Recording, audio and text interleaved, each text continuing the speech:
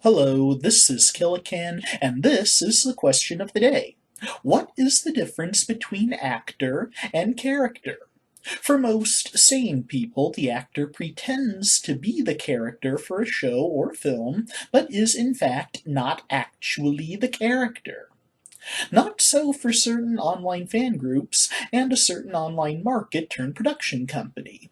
This just in, the upcoming Amazon Prime Middle-earth series set in the world of Tolkien's masterworks is to feature graphic sex sequences, which they think they need because of the ill-deserved success of HBO's most overrated series ever.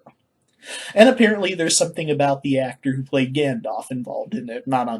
And when fans of the beloved fantasy books and equally good film trilogy, the people who will most likely pay to watch said show, dared ask them not to include such divisive, potentially offensive content that would only distract from the story, they were roundly, predictably shouted down as bigots and homophobes.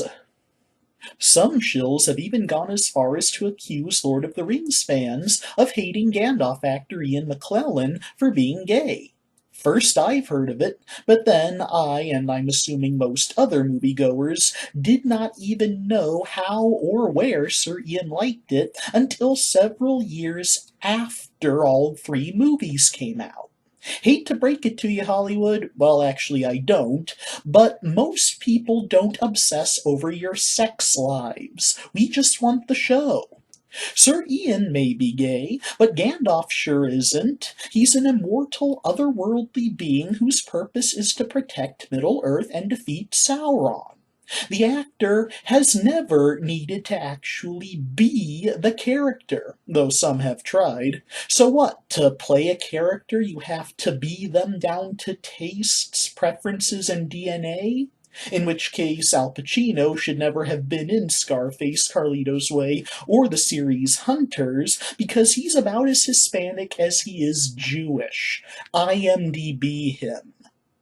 As for Middle-earth versus Westeros, listen up, Amazon. The gratuitous sex and nudity worked for Game of Thrones because Game of Thrones is a story of war and carnage brought on by European nobility and their lust for power by seizing the throne through any means necessary, with an encroaching supernatural enemy looming on the horizon.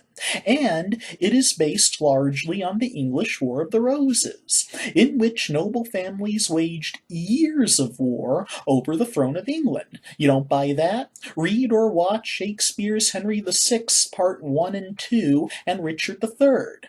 The entire conflict was manipulated by nobles sleeping with each other's wives, slaughtering prisoners, murdering children, arranging incestuous marriages, and all kinds of vile, sleazy crap like in the TV show.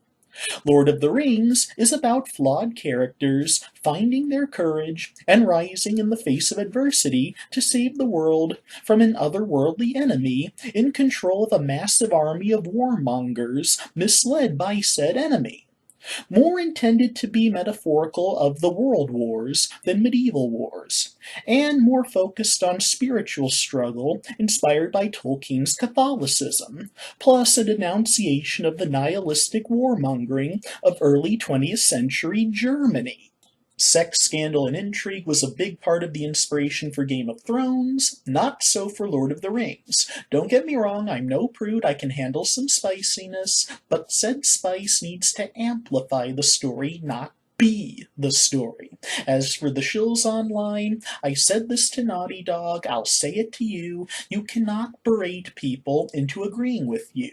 They aren't required to like what you like any more than you are to like what they do, and calling them names and making wild accusations is not going to make them like you or the crappy show you're lobbying for. Thanks for watching, everyone. Please like and share, don't forget to subscribe, and peace out.